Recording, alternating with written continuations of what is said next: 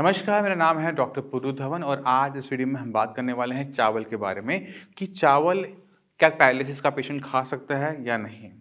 इस वीडियो को मुझे इसलिए बनाना पड़ रहा है क्योंकि जब भी हम अपनी ओपीडी में पैरालिसिस के पेशेंट देखते हैं तो ऑलमोस्ट 80% पेशेंट का एक सवाल ज़रूर होता है और वो हमसे ज़रूर पूछता है कि डॉक्टर साहब क्या मैं चावल खा सकता हूँ या नहीं खा सकता। अक्सर उनके साथ जो आए होते हैं वो भी कह रहे होते हैं कि डॉक्टर साहब इनको मना कर दो कि ये चावल ना खाएँ। तो ये बहुत सारी चीज़ें हैं जो होती हैं चावल को लेके पैरालिसिस पेशेंट के माइंड में चल रही होती हैं, तो उसे क्लियर करना सभी के लिए ज़रूरी होता है कि आप लोगों को माइंड क्लियर हो कि इसके क्या फ़ायदे हैं और क्या नुकसान है अगर हम चावल खाते हैं तो। तो पहले हम चावल को समझने की कोशिश करते हैं कि चावल जो होता है वो ऑलमोस्ट 80% जो लोग होते हैं वो ज़्यादा खाते हैं। रोटी कम खाते हैं, चावल ज़्यादा खाते हैं। अगर हम इंडिया से बाहर चले जाएँ तो मेन डाइट चावल ही होती है, ख़ासकर अपनी ईस्टर्न कंट्रीज़ के अंदर। जैसे जापान हो गया, अपना इंडोनेशिया हो गया, वहाँ पे रोटी नहीं खाई जाती, वहाँ पे ब्रेड खाई जाती है या फिर चावल खाए जा रहे होते हैं। तो चावल जो होता है वो किसी भी टाइप का नुकसान नहीं पहुँचाता उन लोगों को जिन्होंने पूरी ज़िंदगी चावल ही खाया है। अगर किसी इंसान को जो चावल खाता आ रहा है, मैं उसे बोलूँगा कि आपने चावल नहीं खाना, आप रोटी खाना शुरू करो, तो उस पेशेंट को गैस, एसिडिटी, पेट में दर्द, लूज़ मोशन सब कुछ शुरू हो जाएगा। मगर अगर मैं इसी तरह से जो रोटी खाने वाले लोग हैं, जैसे नॉर्थ इंडिया में रोटी ज़्यादा खाई जाती है, उनको बोलूँ कि आपने सिर्फ़ चावल खाना है, तो उनको सैटिस्फैक्शन नहीं लगती, उनको वो अच्छा नहीं लगता कि मेरा पेट भर गया, उनको फीलिंग नहीं आती क्योंकि चावल पचने में बहुत फ़ास्ट होता है, जल्दी पच जाता है। जल्दी पचने की वजह से पेट जल्दी खाली हो जाता है और पेशेंट को कभी भी सैटिस्फैक्शन नहीं लगती। इसलिए नॉर्थ इंडिया में अगर कोई चावल खा रहा है तो साथ में आधी एक रोटी वो ज़रूर खाता है क्योंकि वो उसके लिए नॉर्मल चीज़ है। तो आपको समझना पड़ेगा कि आपकी डाइट क्या रही है मेनली। अगर आप राइस ज़्यादा खाते रहे हैं तो आप राइस खाइए, कोई नुकसान नहीं होता राइस खाने से किसी पैरालिसिस पेशेंट में। और अगर आप चावल नहीं खाते, आप रोटी ज़्यादा खाते हैं तो आप रोटी खा सकते हैं। रोटी खाने से कोई नुकसान नहीं होता किसी पैरालिसिस पेशेंट को। पर अगर चावल के साथ एक सावधानी हमें रखनी पड़ती है कि चावल हमें बासा नहीं खाना होता। अगर चावल मैंने कल बनाया था और मैंने अगले दिन उसमें दही ऐड कर दी, तो दही चावल बन जाता है, जिसे अब साउथ इंडिया में बहुत ज़्यादा पसंद किया जाता है। ये जो हम खाते हैं दही चावल और चावल इसमें बासा इस्तेमाल किया जाता है, उससे दिक्कत होती है, उससे ज़्यादा परेशानी बढ़ जाती है एक पैरालिसिस पेशेंट में।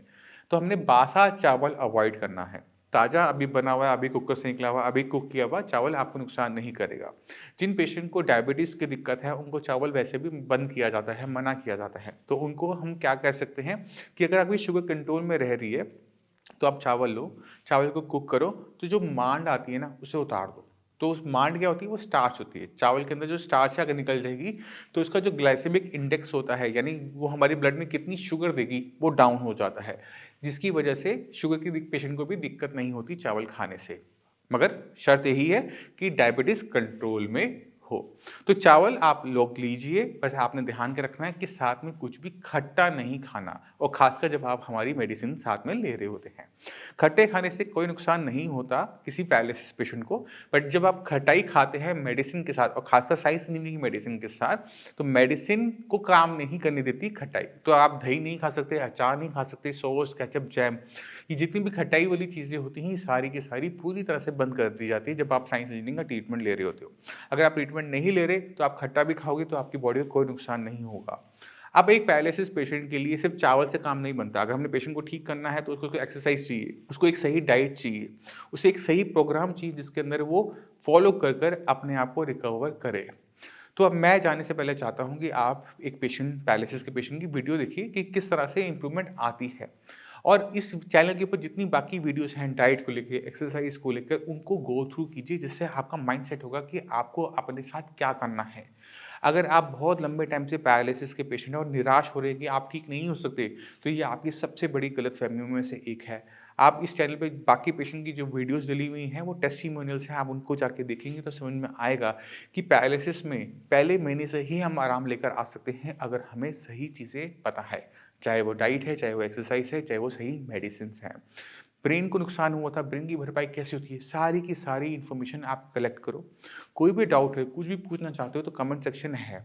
आप कमेंट सेक्शन में कमेंट कर सकते हो, हमारे डॉक्टर से बात कर सकते हो। नमस्कार, मेरा नाम है डॉक्टर पुरु धवन और आज हमारे साथ पैरालिसिस के पेशेंट हैं प्रवीण शर्मा जी। प्रवीण शर्मा जी करनाल में रहते हैं और इनको लास्ट मंथ 13 तारीख को पैरालिसिस हुआ था, जिसके अंदर इनकी लेफ्ट लेग के अंदर जो मूवमेंट थी वो कम्प्लीटली चली गई थी।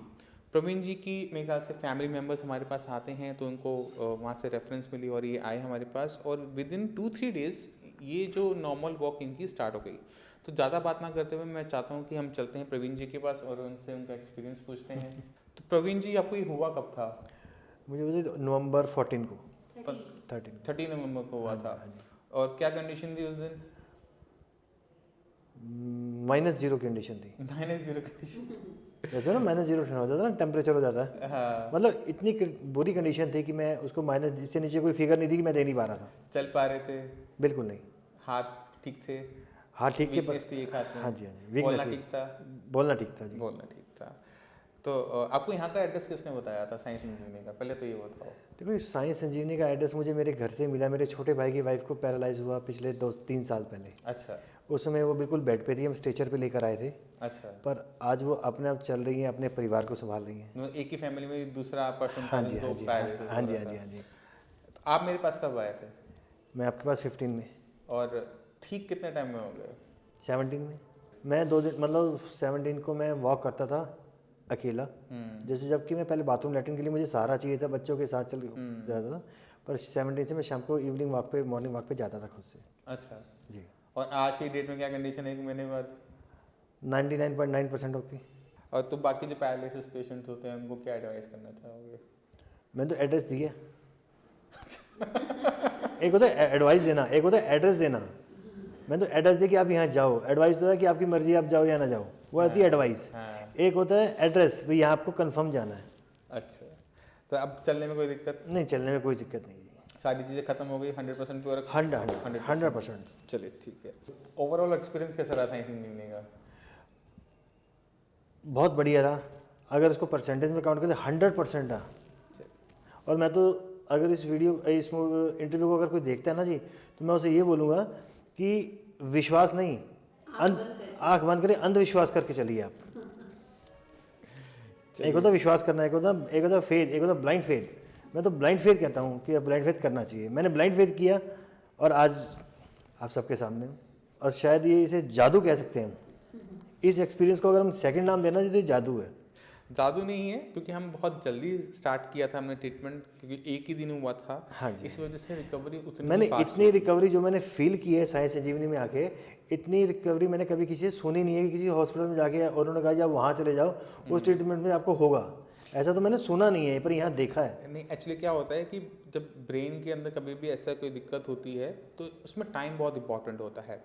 जितनी जल्दी हम सही ट्रीटमेंट स्टार्ट करते हैं उतनी ही फास्ट हमें रिकवरी देखने को मिलती है। ऐसा नहीं है कि लेट केसेस में नहीं देखने को मिलती। अगर पेशेंट अपनी मेहनत करने को तैयार है, विल पावर रखता है और ये माइंड में डाल लेता है ना। मेरा मानना ये है कि कोई चीज़ तब खत्म होती है जब हम उसे स्टार्ट करते हैं। स्टार्ट भी होते हैं और इसमें ना जब तक आपके पास खुद की इच्छा ना हो ठीक होने की, हाँ जी हाँ जी। कोई डॉक्टर आपकी मदद नहीं करता। तो आप जो पैरालिसिस में अपंगता आती है, हाथ नहीं चल रहा, पैर नहीं चल रहा, उसे आदत मत बनाओ, उस पर निराश मत हो। अगर आप ठीक होना चाहते हो तो ठीक करने के तरीके बहुत सारे हैं, हम आपके साथ हैं, हिम्मत आपने नहीं हारनी। अब इसी के साथ आपसे विषय में चलने की आज्ञा चाहता हूँ। मिलते हैं अगली वीडियो में, तब तक के लिए नमस्कार।